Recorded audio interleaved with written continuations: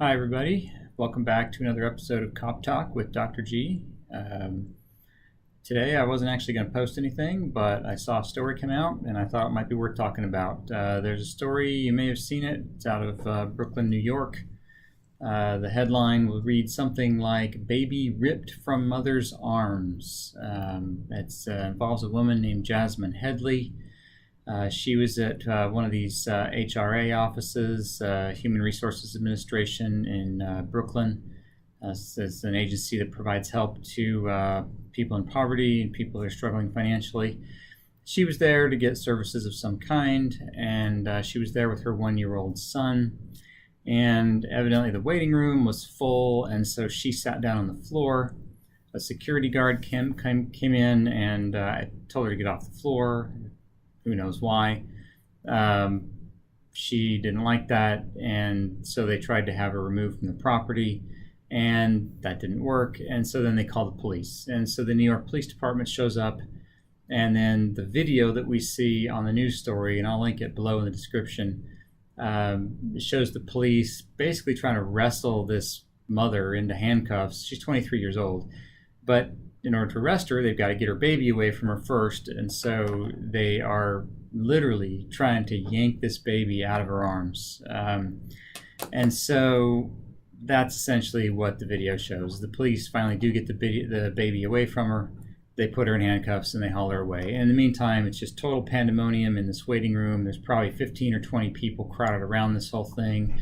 There's 5 or 6 police officers involved, and it's just a big mess. So now the politicians are involved. They're saying this is they call it a troubling video in most of the news stories that you see. But politicians are now calling this egregious and horrible, and how does the police department justify this sort of thing, and all this. So there's a couple things that I thought I'd talk about with this. So the first question we really have to ask here is, why did this even begin? How did this even get to this point to begin with? Now, in the video, we don't see what led up to any of this. The video just starts with the woman on the floor and the police trying to pull the baby away from her. So we have to acknowledge, first of all, that we may not have all the information here. But, the thing is, everyone's now blaming the police. But the first question we have to ask is, did the police, from a legal standpoint, do anything wrong?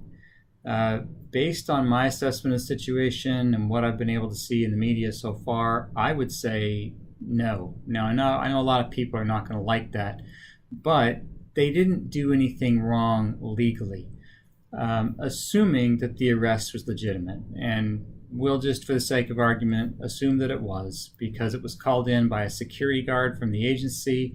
Some of their own staff tried to have her removed. She refused to go, and so then they called the police. If you're on someone's property and they're asking you to leave, you have to go. Otherwise, you're trespassing. And so we'll just assume that the police had a legitimate arrest on their hands here. So the police decided to arrest this woman. So to arrest her, they have to get the baby away. Otherwise, how can you handcuff her? And so they're trying to take the baby away. And but here's a couple things about this that nobody's talking about. I'll talk about it because I think it's more relevant than what the media will tell you about this. One is, how does the agency even decide this is how to handle this anyway? You've got some random security guard who just walks into a room and tells this girl to get off the floor. I mean, why is that such a big issue to begin with? Why can't she sit on the floor? If you don't have enough chairs, what else are people supposed to do? I guess you could just go get a chair for her. Maybe you could just even ask her to stand somewhere, right? I mean, why do you got to turn it into this major incident?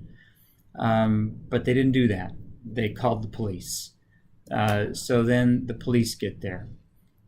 When you call the police, you get a police response. Police officers are law enforcement officers. They're there to enforce the law. They're not there to babysit you. They're not there to, sit down and have tea with you. That's just the reality of policing. The response is not always what the public thinks what it should be. So I think the people really toting the blame on this is the HRA staff, who decided that calling the police was the right move anyway. Now, once the police get there, they have to decide how to handle whatever it is they're going to do. So we can move forward then looking at what the police did. So first question, did they do anything legally wrong? I don't think so. Did it look good? No, it didn't look good. So the other question is, could there have been a better way to handle this incident? Was this the best move for the police to make? Yeah, probably not. Now I wasn't there. I don't know what led up to this. We don't have all the information yet. But one of the things I can tell you from my experience as a police officer is that sometimes incidents like this don't go the way you think they're going to. I would be willing to bet that none of the officers ran in there thinking to themselves, I'm going to go rip that woman's baby out of her arms and throw her on the floor. No, that's not what they were thinking. They probably thought they could just grab the baby, hand him off to somebody, put her in custody, and walk her out of the room. That's probably what they thought was going to happen. So that kind of leads us to where some more of the blame for this incident lies. It lies with Jasmine Headley.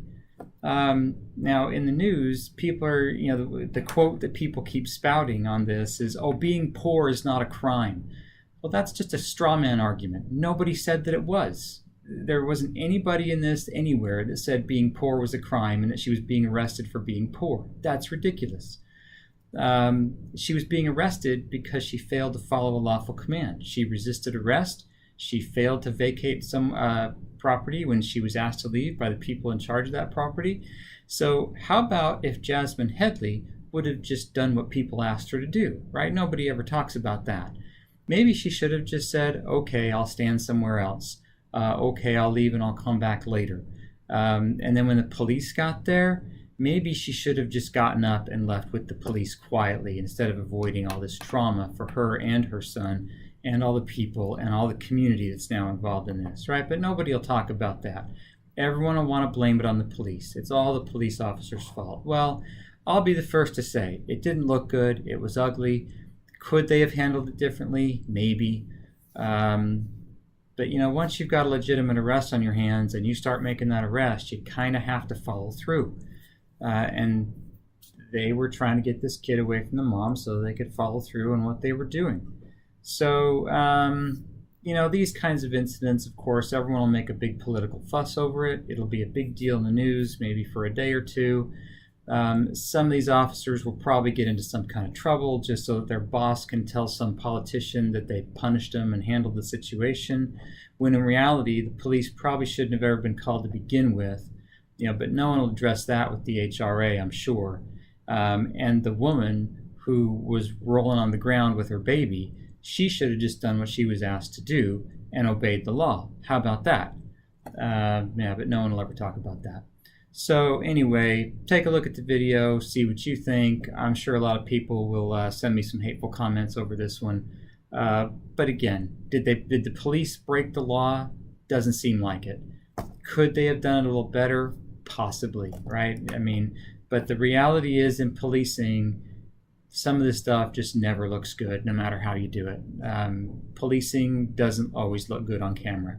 But that's just the reality of the world and what the police have to deal with these days. So take a look at the story. Let me know what you think, and I will see you in the next video.